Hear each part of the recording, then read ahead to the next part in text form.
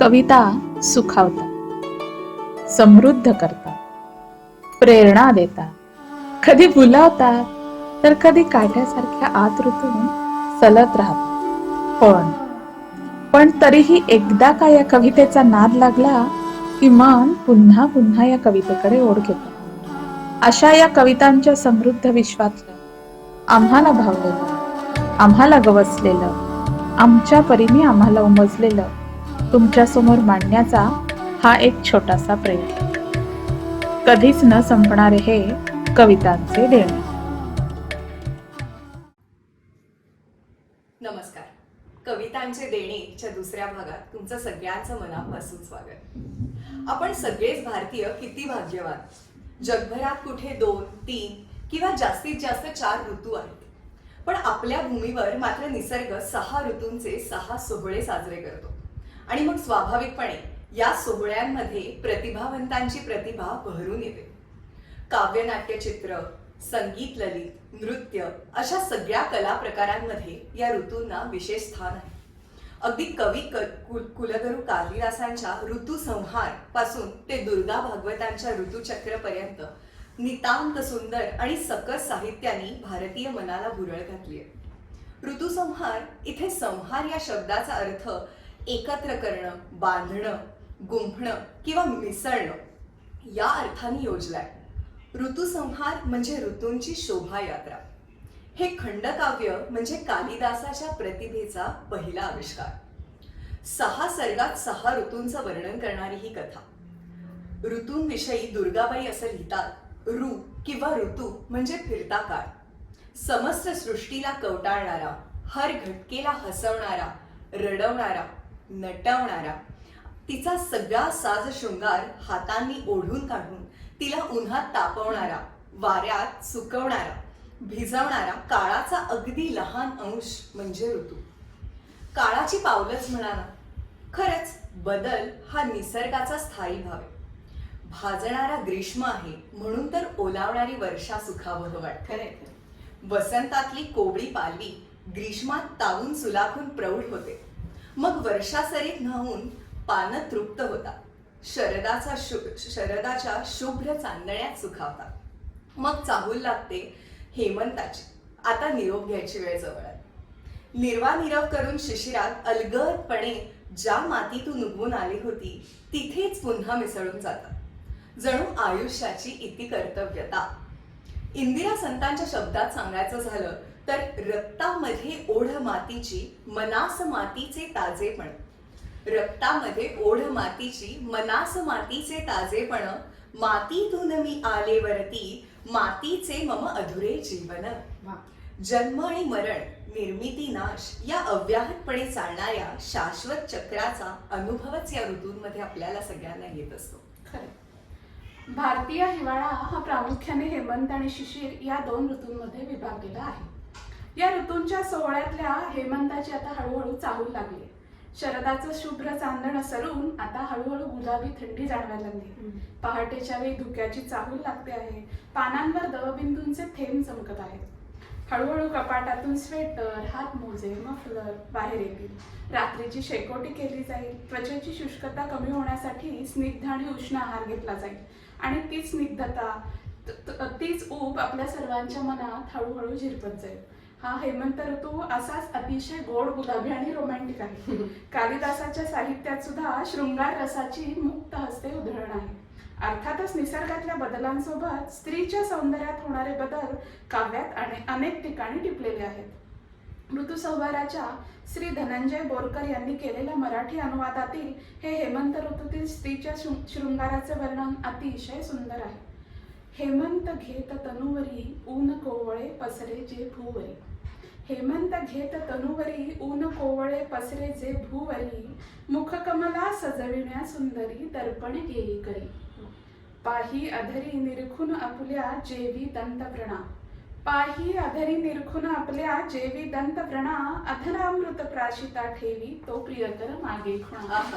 किती रोमॅन्टिक आहे. म्हणजे हातात आरसा घेऊन हेमंत ऋतूतील एका रम्य रात्रीनंतर स्वतःचं सुंदर रूप निरखणारी अशी ही युवती. आणि कुठेही अश्लीलतेचा ओझरताही स्पर्श न होता केलेला तिच्या शृंगार अनुभवाचं हे अतिशय रम्य वर्णन. आता याच काव्याचं एक हिंदी रूपांतरण पण आहे बरं का. रांगेय राघव या कवींनी केलेले आहे. हेमंत ऋतूतील काढणीला आलेलं धान्य, हरिणांचे बागडणारे कळप, क्रौंच पक्षाचे आवाज यांची जादू वर्णन करणारं हे ऋतुसंहारातील काव्य आपण आता ऐकूयात. लो प्रिये हेमंत आया, व्याप्त प्रचुर सुशाली धान्यों से हुआ रमणीय सुंदर, हिरनियों के झुंड से शोभित हुआ अब अवनी प्रांतर, अति मनोहर क्रौंच के कलनाद से गुंजित मनोहर, दूर सीमांतर ललित तक एक जादू सा रिझाया, लो प्रिये हेमंत आया. वा वा. आता हळूहळू पानांची देठ सैलसर होऊ लागतील, थंडीचा कडाका वाढेल आणि शिशिराचं आगमन होईल. पाडगावकर म्हणतात तसंच, कधी बहर कधी शिशिर, कधी बहर कधी शिशिर, परंतु दोन्ही एक बहाणे, डोळ्यांमधले आसू पुसती ओठांवरले गाणे. वा.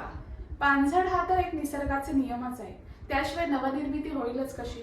त्यासाठी शिशिराचं आगमन ही तितकंच महत्वाचं. हिरवी दोलाई पांघरलेली सृष्टी अलवारपणे पिवळी कधी होत जाते हेच कळत नाही. हीच तर खरी या शिशिराची कमाल. पण निसर्ग नियम अनिवार्य आहे. असं कितीही म्हटलं तरी संवेदनशील मन विरहाच्या कल्पनेने वेदनेने विकल होणारच. ग्रेसच्या कवितेत ऋतुरंग या लेखात श्रीनिवास हवालदार असं म्हणतात की शिशिर ऋतूत एकाकीपणामुळे कवीला आलेला दुःखाचा बहर निराळाच आहे. कारण सुंदर निर्मिती करूनही त्यास कोणाचीही साथ मिळालेली नाही. आणि अशा मनोव्याकुळ अवस्थेत ग्रेसांनी एक कविता लिहिली आहे. ते असं म्हणतात, शिशिरात मनाच्या पार तुला ये बहर गगन सरलेले, आयुष्य दग्ध वृक्षात स्तब्ध कुणी पान सुखाने अडले. म्हणजे समस्त सृष्टीतील सृजनाची क्षमता आजही तशीच आहे. पण संपूर्ण सृष्टी जेव्हा धुक्याच्या किंवा बर्फाच्या आवरणाखाली झाकळून जाते ना, तेव्हा बघा एक वेळेला तशी उदासी पसरलेली असते. तसंच काहीसं कवीला इथं म्हणायचंय की माझ्यातल्या प्रतिभेचा अंकुरही तसाच आहे. उत्तम कलाकृती पण घडतीये, पण या अवघ्या सृष्टीला या ऋतूमध्ये एक मरगळ आली. त्यामुळे ह्या कलाकृतीला कोणी प्रतिसाद देत नाही. त्याचं शल्य कुठेतरी ग्रेसांनी ह्या कवितेत इथे व्यक्त केलंय असं मला वाटतं. पुढे ते म्हणतात, वक्षात वीज विजनात शेज एकांतिक हलतो तारा. विजनात म्हणजे नको असलेला एकांत. देहात मिळविला चंद्र तुझ्या रचनेत शिल्प भरणारा. थोडंसं असं उदासीने भरलेलंच एक ग्रेसांचं एक्सप्रेशन आहे नाही का. ग्रेसांच्या नंतर पुढची कविता बासी मर्ढेकरांची. बासी मर्ढेकर यांच्या पहिल्या काव्यसंग्रहाचं नावच मुळी शिशिरागम असं आहे. त्यातली ही एक कविता शिशिर ऋतूच्या पुनरागमी. त्यात शिशिर ऋतूतली पानगळ पाहून आलेली उदासी, डोळ्यातून नकळत येणारं पाणी याविषयी कवी लिहितात. आता पानगळ होईल तर ही इवली सुकुमार पाखरं कुठं जातील अशी अगदी हळवी काळजी इथे मर्ढेकरांनी व्यक्त केलेली आहे. म्हणजे बघा, एरवी मानवी आयुष्यातली विफलता, अर्थशून्यता व्यक्त करणाऱ्या अनेक कविता लिहिणारे हे मर्ढेकर इतक्या कळकळीनं त्या बेघर होणाऱ्या पाखरांविषयी लिहितात. किती समर्थ काव्य प्रतिभा असावी की एखाद्या कवीची. आणि पुढच्याच कडव्यात बागेत फुललेली बकुलावली त्या सुकुमार पाखरांना आधार देईल असा आशावादही व्यक्त करतात. ही कविता ऐकूया, शिशिर ऋतूच्या पुनरागमी. शिशिर ऋतूच्या पुनरागमी एक एक पान गळावया. शिशिर ऋतूच्या पुनरागमे एक एक पान गळावया. का लागता मज येत असे नकळे उगाच रडावया. का लागता मज येत असे नकळे उगाच रडावया. शिशिर ऋतूच्या पुनरागमी. पानात जी निजली इथे इवली सुकोमल पाखरे. पानात जी निजली इथे इवली सुकोमल पाखरे. जातील सांगाटा कुठे निष्पर्ण झाडीत कापरे. शिशिर ऋतूच्या पुनरागमी. फुलली असेल तुझ्या परी बागेतली बकुलावली. फुलली असेल तुझ्या परी बागेतली बकुलावली. वाळूत निर्झर बासरी किती गोड उब महितली. शिशिर ऋतूच्या पुनरागमी.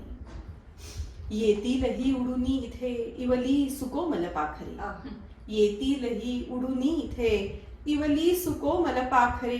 पानात जी निजली इथे निष्पर्ण झाडीत कापरे. शिशिर तुच्या पुनरागमी.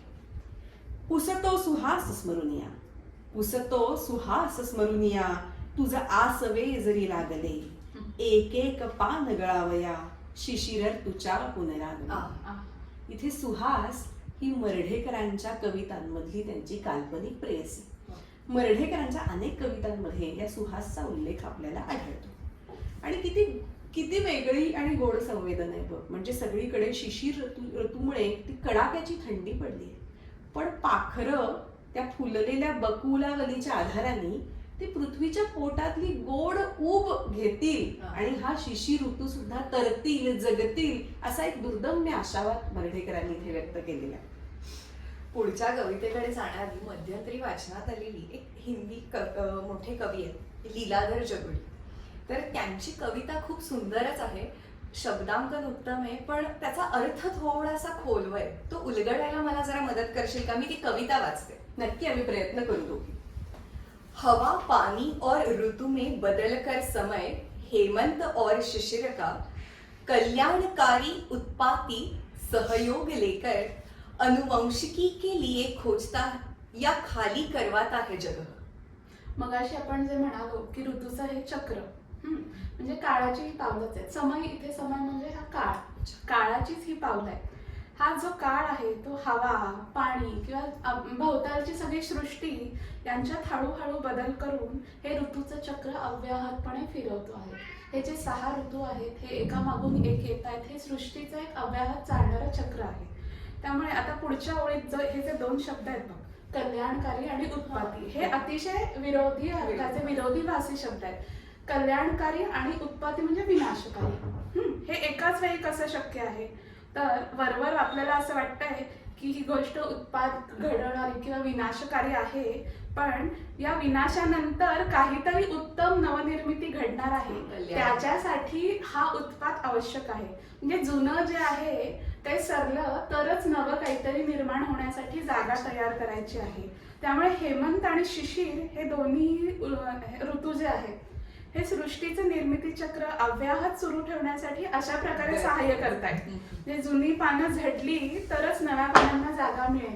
म्हणून आपल्याला असं वाटेल की शिशिरातली पानगळ ही आपल्याला त्या ठिकाणी ती उदास किंवा एक कातरपणा आणणारी अशी वाटत असली तरी त्याच्यानंतर नवी निर्मिती होणार आहे किंवा सृजनाचा ऋतू येणार आहे हा आशावाद मनात ठेवायला हे चक्र आवश्यक आहे आपल्याला इथे.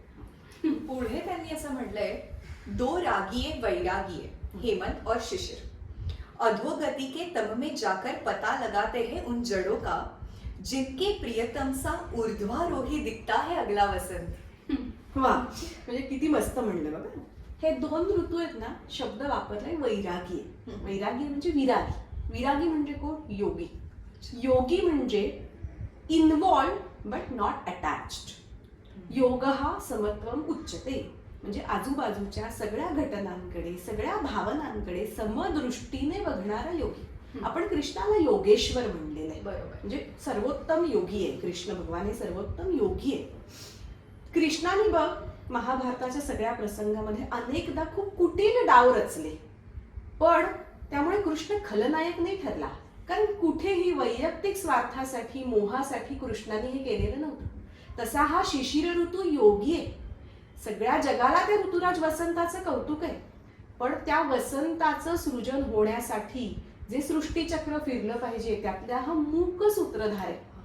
त्यामुळे मला जग काय म्हणेल, मला चांगला वाईट ठरवेल का, याची कुठलीही पर्वा न करता अधोगती के तम में जाकर, अधोगतीच्या अंधारामध्ये नेतोय. पण कशासाठी तो अधोगतीचा अंधार आवश्यक आहे? पुढच्या सृजनासाठी. जसं मिनलनी पहिल्या कडव्यात सांगितलं की पुढच्या सृजनासाठी तो आवश्यक आहे. तर असा हा वैरागी असलेला शिशिर ऋतू आहे. ही अशी वेगळी संवेदना, शिशिराचंही कौतुक करणारी कविता आहे ती. थोडक्यात मला असं म्हणायचं की उत्पत्ती, स्थिती आणि लय, म्हणजे ब्रह्मा, विष्णू आणि महेश त्यातलं हे शिवतत्व आहे. म्हणजे विनाश झाला तर पुढे उत्पत्ती आहे नव्या गोष्टींची. अगदी खरं. शेवटी त्यांनी असं नमूद केलंय की हर ऋतु के अस्तित्व को कोई दूसरी ऋतु धकेल रही है। चुटकी भर धक्के से ही फूटता है कोई नया फूल, खिलती है कोई नई कली, शुरू होता है कोई नया दिल. फार गोड. काय सुरेख शब्द आहेत बघ. म्हणजे वसंत सुरू होण्यासाठी तो शिशिराचा अलवार आणि हळुवार धक्का, अलगद धक्का आवश्यक आहे. म्हणजे झाडाला कळी असते, एखाद्या झाडाला कळी येते, एक थरार येतो, एक धक्का येतो आणि मग त्या कळीचं फुलात रूपांतर होतं. काटेसावरीच्या बिया बघ, ग्रीष्माचं ऊन लागलं की फटकन फुटतात आणि सगळीकडे तो सावरीचा कापूस पसरतो. तर तसा तो ग्रीष्माने दिलेला त्या काटेसावरीच्या फुलाला जसा तो धक्का दिलाय ना, तसा इथे शिशिराचा तो अलवार धक्का वसंताला आवश्यक आहे. आणि पुढे तर बघा, शुरू होता है कोई नया दिल. म्हणजे आईच्या गर्भात बाळाचं हृदय सुरू होण्यासाठी तो चैतन्य तत्वाचा धक्का किती आवश्यक आहे. म्हणजे आपण आपल्या हिंदू अध्यात्मामध्ये म्हणतो की आपल्यामध्ये जे काही जो आत्मा आहे आपला, तो अविनाशी आहे. ते चैतन्य तत्व अविनाशी आहे. एका शरीराचा त्याग करून ते चैतन्य तत्व दुसऱ्या शरीराला धारण करतं, अशी आपले सगळ्यांचं श्रद्धा आहे म्हणा, धारणा आहे म्हणा. तर ते चैतन्य तत्व जुन्या शरीराचा त्याग करतं. तसं आहे ही पानांची झड किंवा पानगळ ही तशी आहे. त्या झाडाच्या जुनेपणाचा त्याग आहे नवनिर्मितीसाठी, सृजनासाठी. तर आईच्या पोटात असलेल्या बाळाच्या हृदयाची धडधड सुद्धा चैतन्य तत्वाचा धक्का मिळाल्याशिवाय सुरू होत नाही. आपण जर एम्ब्रिओलॉजी आठवली आपल्या व्यवसायाच्या अनुषंगाने, तर ब्लास्टुला म्हणजे तो एक सेल्सचा गोळा आहे, फक्त सेल्सचा गोळा आहे. त्याचा तो एम्ब्रिओ किंवा फिटस होण्यासाठी त्याच्यात ते चैतन्य तत्व येतं, तेव्हाच ती हृदयाची धडधड सुरू होते. अशी एक खोल संवेदना ह्या उत्तम अशा हिंदी कवितेतनं व्यक्त झालेली आहे. आता यानंतर सुप्रसिद्ध कवी वाराकांतांची एक कविता आहे बरं का, शिशिर ऋतूचे काम. ही एक अतिशय लयबद्ध आणि गेय कविता आहे. शिशिर ऋतूतल्या उदासी आणि हळवेपणा व्यक्त करणारे दोन्ही काव्याविष्कार आपण आता ऐकले. त्याच्यानंतर सृष्टीत होणाऱ्या बदलांचं वर्णन करणारी ही कविता आता मी सादर करते. पानगळीच्या मोसमात आपल्याच मस्तीत गिरक्या घेत मजेत जमिनीवर पडणारं एक पान, तेच उभं राहतं. ही कविता वाचल्यानंतर आपल्या डोळ्यासमोर तेच उभं राहतं. उदासीनंतर येणाऱ्या प्रसन्नतेबद्दलच्या आशावाद व्यक्त करणारी ही कविता. हलके हलके हसते गळते तरुचे पान न पान पायी, पान झडित या ऐकून घ्या ग शिशिर ऋतूचे गान बाई, शिशिर ऋतूचे गान. हिवात राने पिवळी पडली, उषा धुक्यामध्ये ही कडाडली.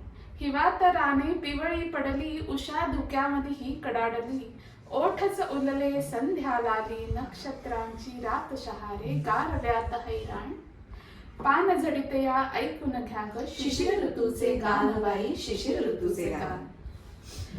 थंडगार किती पवन झोंबतो, उन्हाच्याही उरी काटा उठतो. थंडगार किती पवन झोंबतो, उन्हाच्याही उरी काटा उठतो. पाना फुलांचा बहर झडपतो, पाना फुलांचा बहर झडपतो. गळेल वाटे चांदण्यात हे निळेत भाचे पान. पान झडित या ऐकून घ्या ग शिशिर ऋतूचे गान बाई, शिशिर ऋतूचे गान. फुले जळाली पाने गळली, फुले जळाली पाने गळली. फळात जरी रसधार गोठली, सर्व सृष्टी जरी हिमे करपली. पिवळ्या पानांच्या मनी फुलते वसंत स्वप्न महान. पान झडित या ऐकून घ्या ग शिशिर ऋतूचे गान बाई, शिशिर ऋतूचे गान. शिशिरातील पिवळ्या धमक पानांचं एक वेगळंच सौंदर्य. कदाचित समाधानी आणि तृप्त आयुष्य जगल्यानंतर येणारी ती तकाकी आहे. आयुष्याच्या शेवटाकडे जाताना वसंत स्वप्न मनात बाळगून आनंदानं निरोप घेणारी ही पानं एक वेगळीच जीवनदृष्टी देतात. हेमंत आणि शिशिराच्या आम्हा तिघींकडून तुम्हा सर्वांना काव्यमय शुभेच्छा. धन्यवाद.